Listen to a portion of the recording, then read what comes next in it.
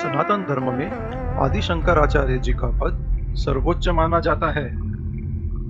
भारत के एक महान दार्शनिक श्रीमद् जगत गुरु आदि शंकराचार्य जी एक धर्म प्रवर्तक थे। उन्होंने अद्वैत वेदांत को ठोस आधार प्रदान किया। आदि शंकराचार्य जी ने भारत में 4 मठों की स्थापना की थी। इन चारों मठों में उत्तर में बद्रिकाश्रम का ज्योतिर्मठ, दक्षिण में श्रृंगेरी मठ, पूरब में जगन्नाथपुरी का गोवर्धन मठ और पश्चिम में द्वारका का शारदा मठ शामिल है। इन मठों की स्थापना करके आदि शंकराचार्य जी ने अपने 4 प्रमुख शिष्यों को शंकराचार्य पद की जिम्मेदारी सौंपी। श्रृंगेरी में आदि शंकराचार्य जी ने दक्षिणाम्न्या पीठ की स्थापना की और श्री सुरेश्वर आचार्य जी को इसके पहले प्रमुख के रूप में नियुक्त किया था। श्री सुरेश्वर आचार्य जी से प्रारंभ होकर कुल 47 पीठाचार्यों ने श्रृंगेरी में जगत गुरु पीठ की अध्यक्षता की है। आज हमारे आचार्य वेद मूर्ति ब्रह्मश्री श्री नरेंद्र कापरे गुरुजी हमारे साथ है। गुरुजी, मैं आपसे अनुरोध करता हूँ कि आप हमें कुडली क्षेत्र के बारे में अवगत कराएं। नमस्कार। कर्नाटक के एक पवित्र, सुंदर और प्राचीन क्षेत्र में तुंगा और भद्रा, इन 2 नदियों के संगम पर, जहाँ पौराणिक काल में अनेकानेक महर्षियों के आश्रम हुआ करते थे। प्रभु श्री राम जी का भी यहाँ पर आगमन हुआ। अनेक देवताओं का यहाँ सानिध्य है और इस प्रकार का यह क्षेत्र प्रसिद्ध है। कुडली ग्राम कर्नाटक के शिवमोगा शहर से लगभग 15 किलोमीटर दूर स्थित है। यहाँ का जीवन शांत है और निसर्ग सौंदर्य अति रमणीय है। आप प्रसिद्ध शारदा अंबा देवी जी का मंदिर देख रहे हैं। यहाँ पर भगवत पूज्यपाद आदि शंकराचार्य जी ने भगवती शारदा माता का दिव्य मंदिर स्थापित किया।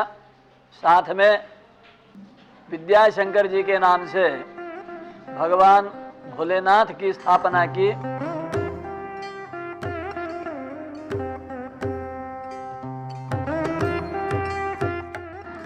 और श्री विद्या संप्रदाय का मुख्य केंद्र के रूप में श्री यंत्र की यहाँ स्थापना की और यहाँ से दक्षिण भारत का शंकर मठ चल पड़ा।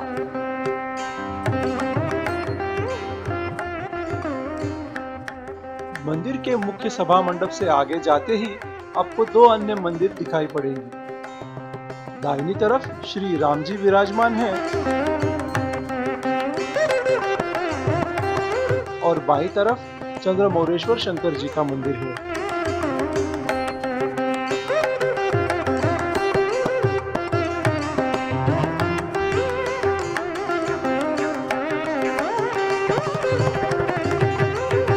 शारदा अंबा जी के मुख्य मंदिर में गणेश जी एवं शंकराचार्य जी की प्रतिमाएं स्थापित हैं।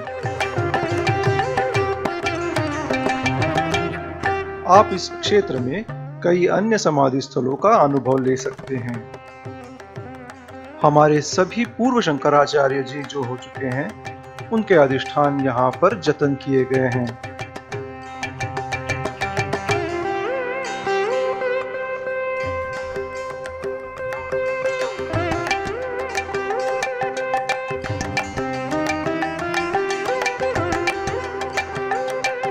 मुख्य मंदिर की दक्षिण की ओर विद्याशंकर जी का मंदिर है। विद्याशंकर मंदिर के परिसर में 3 अन्य अधिष्ठान स्थापित हैं।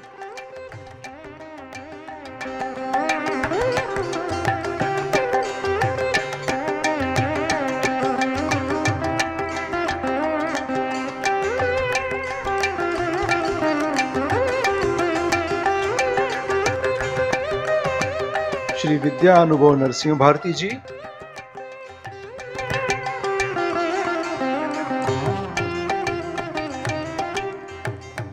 श्री शंकर भारती चौथे एवं शंकर भारती पांचवे।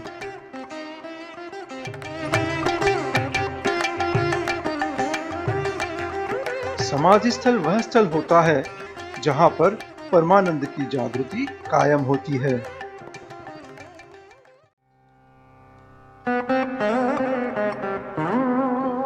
यह जागरूकता शाश्वत होने के कारण वही मोक्ष भी है। इसी कारण समाधि स्थल पर शुद्ध सात्विक लहरों का अनुभव करके तद्रुप हो सकते हैं। समाधि पर माथा टेकते ही स्वचैतन्य की जागृति हो जाती है।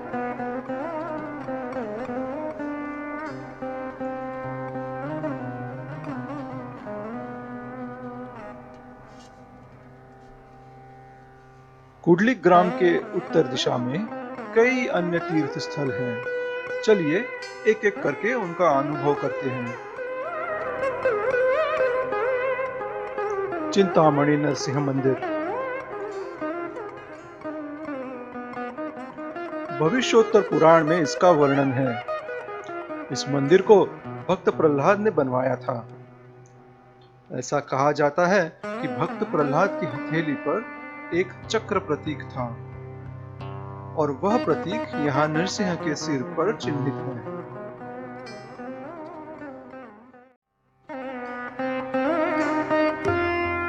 श्री रामेश्वर मंदिर। स्कंद पुराण में तुंगभद्र संगम स्थान पर भगवान श्री राम द्वारा रामेश्वर लिंग की स्थापना करने की कथा विद्यमान है। संगम स्थित इस रामेश्वर मंदिर में श्री शक्ति गणपति और श्री चामुंडेश्वरी देवी भी विद्यमान है। भगवान श्री राम जी ने बाली को मुक्ति प्रदान करने के हेतु यहाँ पर एक रेत का शिवलिंग बनाया था। बाद में श्री वशिष्ठ मुनि ने शिवलिंग का नाम श्री रामेश्वर रख दिया। तद्यपि बाली के प्रेत को मुक्ति प्राप्त हो गई। यहाँ रामानंद संप्रदाय के वैष्णव जो अब पूर्वाचार्य हैं, उनके अधिष्ठान भी हैं।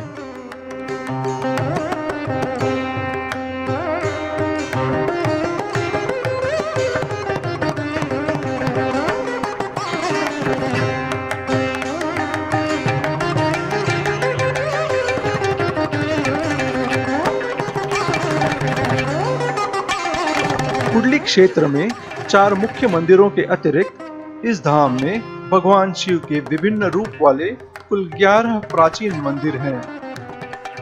आप उनकी जानकारी www.kudlisringeri.org पर प्राप्त कर सकते हैं। एक से बढ़कर एक बड़े बड़े ग्रंथों का प्रणयन यहाँ से हुआ है। राजाओं ने, ग्रामाधिपतियों ने इस मठ के लिए धर्म का पालन हो, इसलिए बहुत सारी भूमि दान दी। आज जो भी भवन यहाँ पर दिखाई दे रहे हैं, ये सारे भवन पिछले 200 वर्षों में पुनः स्थापित किए गए, निर्माण किए गए और वर्तमान में इस पीठ के जो आचार्य है, जिनका ज्ञान, जिनका तप सभी देशवासियों के लिए वर्तमान काल के अनुरूप सबका मार्गदर्शन करते हुए स्वामी जी अनेक उपक्रमों को चला रहे हैं। अत्यंत अल्पावधि में ही स्वामी जी ने यहाँ पर गौशाला की स्थापना की है। गुरुकुल के इस गौशाला का नाम भारती गौशाला है। यहाँ पर 50 से अधिक भांति भांति प्रजाति के गायें हैं और 15 बछड़े भी हैं।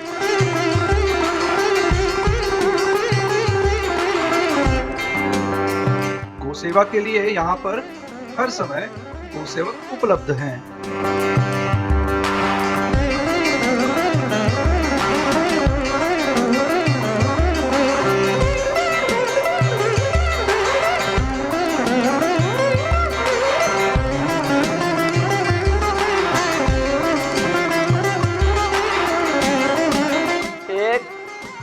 विशेष छात्रावास यहाँ पर स्वामी जी ने पूर्वोत्तर प्रांतों के बालकों के लिए यहाँ व्यवस्था की हुई है।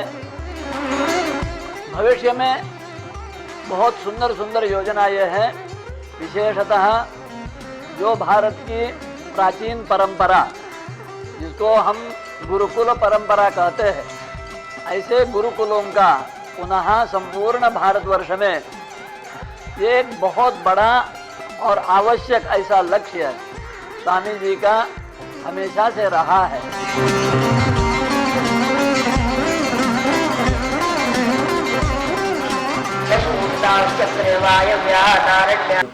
नद्यां कदाचिदागत्य तीरे निक्षेप्य पूर्ववत् नद्यां कदाचिदागत्य पूजाश्चक्रुः कुमारिकाः।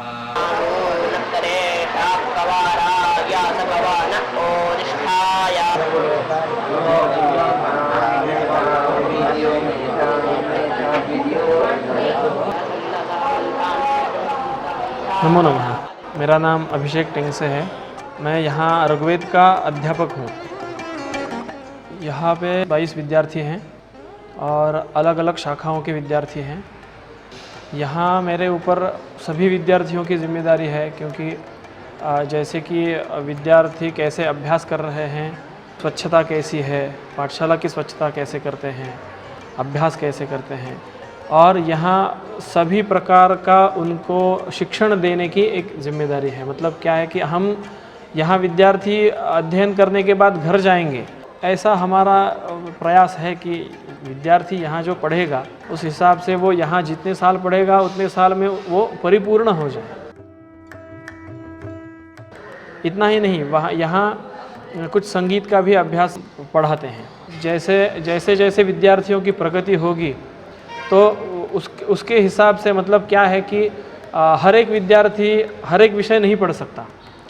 13, 14 साल, 15 साल, 16 साल के आगे हम शास्त्र को पढ़ा सकते हैं। शास्त्र का विषय ऐसा है कि वो समझ में आना चाहिए, तो कम आयु में वो समझ में नहीं आता, इसलिए तब तक वेद का अध्ययन सही रहता है विद्यार्थियों के लिए। मतलब स्वामी जी की कृपा से पाठशाला जैसे चालू है, उन्हीं की कृपा से आगे जाके बहुत विस्तार होने वाला है, बहुत बड़ी पाठशाला होने वाली है, बहुत विद्यार्थी आएंगे। तो यहाँ मतलब जैसे अभी बताया कि विद्यार्थियों को क्या क्या सिखाते हैं, वो भी विषय बढ़ जाएंगे, विद्यार्थी भी बढ़ जाएंगे और स्वामी जी की कृपा से बहुत आगे जाकर बहुत उन्नति होने वाली है। ऐसा। मेरा नाम अभिज्ञा अभिषेक टेंगसे है। मैंने वेदांत विषय में पारंगत किया है टिळक महाराष्ट्र विद्यापीठ पुणे से। मैं यहाँ विद्यार्थियों को साहित्य शास्त्र सिखाती हूँ। तो उसके अनुसार पहले शब्द रूपावली, धातु रूपावली, समास चक्र, फिर आगे जाकर रघुवंश आदि जो काव्य है वो पढ़ाऊँगी, पंचतंत्र वगैरह। समास चक्र मतलब उसके व्याकरण के अनुसार अलग अलग विषय उसमें आ जाएंगे, और उसके बाद काव्यादिक जो है वो एक एक करके आ जाएंगे। छुट्टियों को जाने से पहले एक परीक्षा संस्थान की तरफ से, पाठशाला की तरफ से हो जाएगी। मतलब अभी तक उन्होंने किस का अध्ययन किया है, कितना उनको आता है, वो देखने के लिए आज परीक्षा ली जा रही है। यहाँ का जो वातावरण वगैरह है मुझे बहुत अच्छा लगा। तुंगा और भद्रा का यहाँ संगम है, तो निसर्ग सौंदर्य भी बहुत अच्छा है। इस निसर्ग में अच्छे से पढ़ सकते हैं विद्यार्थी, और यहाँ सरस्वती माता जी का भी मंदिर है, तो वो तो विद्यादात्री है। इसके कारण यहाँ के विद्यार्थियों को वो विद्या आ ही जाएगी ऐसे ही। पर यहाँ का वातावरण भी अच्छा है, लोग भी बहुत अच्छे हैं, सहकार्य करते हैं, मिलजुल कर रहते हैं, और ये वातावरण पाठशाला के लिए बहुत अनुकूल है ऐसे हमें लगता है। और हमारी भी बहुत अच्छी व्यवस्था की है स्वामी जी ने। अच्छे से पढ़ लेंगे विद्यार्थी तो यहाँ उनका भविष्य बहुत उज्जवल हो जाएगा, और भारत का भी भविष्य उससे उज्जवल हो जाएगा।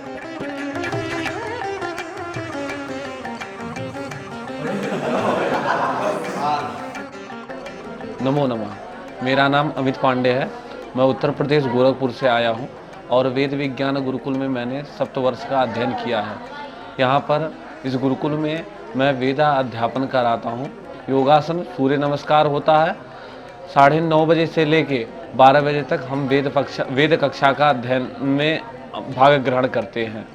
यजुर्वेद में 2 शाखा हैं, एक शुक्ल यजुर्वेद, दूसरा कृष्ण यजुर्वेद। यहाँ पे 15 विद्यार्थी अयोध्या से और बनारस से आए हुए हैं शुक्ल यजुर्वेद पढ़ने के लिए।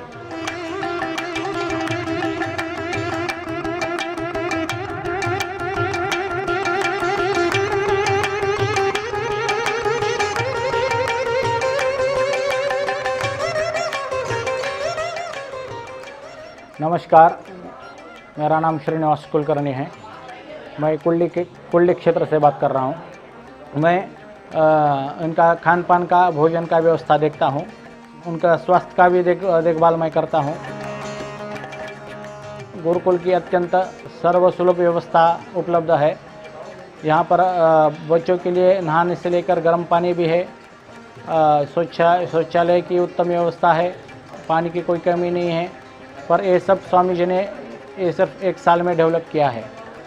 अब दिन भर बिजली है। स्वामी जी का बहुत बड़ा योगदान है इसमें। हमारे छात्रों को भी वो संगणक का लाभ अभी चालू हुआ है।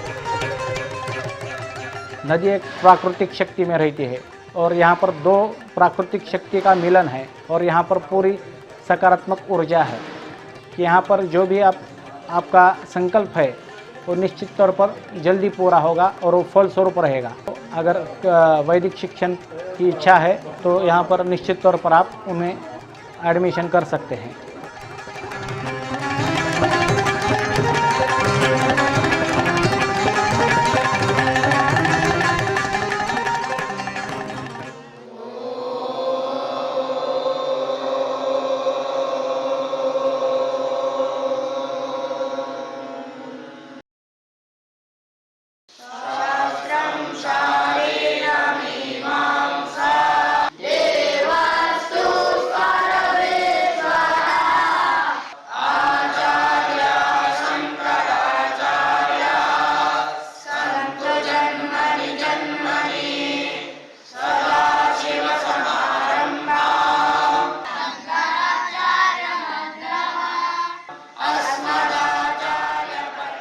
मूकं करोति वाचालं पंगुं लंघयते गिरिं यत्कृपातमहं वन्दे परमानंदमाधवम्। श्रीमज्जगद्गुरु शंकराचार्य कुर्ली श्रृंगेरी महासंस्थान दक्षिणाम्नाय शारदा पीठ नामक यह जो महासंस्थान है यह श्रीमठ है। सामान्य भाषा में श्रीमठ कहते हैं, किंतु अधिकृत रूप से इसे महासंस्थान कहा गया है। जो उस पीठ के ऊपर जो विराजमान शंकराचार्य होते हैं उनको बिरुदावली पढ़ी जाती है। बिरुदावली पढ़कर उनको साष्टांग नमस्कार किया जाता है। उस बिरुदावली में अनेक प्रकार के नाम आते हैं। उदाहरणार्थ सांख्यत्रय प्रतिपादक, वैदिक मार्ग प्रवर्तक, सर्वतंत्र स्वतंत्र, ऐसे कई विशेषण आते हैं। उन विशेषणों का अर्थ को यदि हम जानेंगे तो वहीं पर उस मठ का कार्य क्या है या उस संस्थान का कार्य क्या है यह स्पष्ट हो जाता है। वैदिक मार्ग प्रवर्तक यानी मार्ग प्रवर्तन करना, यानी लोगों को मार्ग बना के देना, यह उस पीठाधीश का कार्य होता है। मार्ग बना के देने के लिए केवल एक आश्रम के संचालन करने से मार्ग नहीं बनता है। व्यक्तिगत रूप से अनुष्ठान या इंडिविजुअल ट्रांसफॉर्मेशन इत्यादि आश्रमों में हो सकता है, किंतु मार्ग प्रवर्तन, मत स्थापन इत्यादि के लिए कई प्रकार के समाज के अधिकारों की प्राप्ति करना या अधिकारों का निर्वहन करना पीठाधीश के लिए अनिवार्य होता है। उन अधिकारों के माध्यम से ही वह मार्ग प्रवर्तन संभव हो पाता है। किंतु जब अंग्रेज़ों का राज चला या उससे पूर्व आक्रमण हुए, इन सब के कारण उन मठों का स्थान समाज में वह नहीं रहा जिसके लिए उनकी स्थापना की गई थी। संविधान बनाया गया, नया प्रजातंत्र इस देश में लागू हुआ। इन सब प्रक्रियाओं में इन साम्राज्य पीठों को या गुरु पीठों को या आदि शंकराचार्य पीठों को एक धार्मिक संस्था के केवल एक धार्मिक संस्था की दर्जा दी गई, किंतु उससे पूर्व ऐसा नहीं था। राजनीतिक व्यवस्था के द्वारा वह स्थान न देने के बावजूद आज भी श्रद्धालुओं के या प्रजाओं के मन में वही स्थान उन मठों के लिए है। इसलिए भक्तों के मन में या प्रजाओं के मन में जो स्थान मठ के लिए है, उसमें और राजकीय व्यवस्था या राजनीतिक व्यवस्था के द्वारा प्रदत्त जो स्थान मान है या ओहदा है, वह भिन्न है। इस भिन्नता के कारण बहुत असमंजस लोगों में रहता है कि शंकराचार्य के बातों को किस हद तक हमें स्वीकार करना है या किस हद तक उनके आदेशों का पालन करना है। ये स्टेट और रिलीजन के सेपरेशन वाला जो विदेशी कॉन्सेप्ट है, उसको यहाँ पर लाने के बाद धर्मगुरुओं को राजनीति के विषय में या प्रजाहित के विषय में या राष्ट्रहित के विषय में कुछ बोलने का अधिकार नहीं है। केवल आपका काम केवल धार्मिक मार्गदर्शन करना है, ऐसा अनेकों का मत है। यदि धार्मिक मार्गदर्शन करना है या धर्म के अनुसार किसी व्यक्ति को जीने के लिए हमें कहना है, तो वह व्यक्ति किस स्थिति में या किन किन परिस्थितियों में जी रहा है, इसको भी देखना उस गुरु का काम होता है।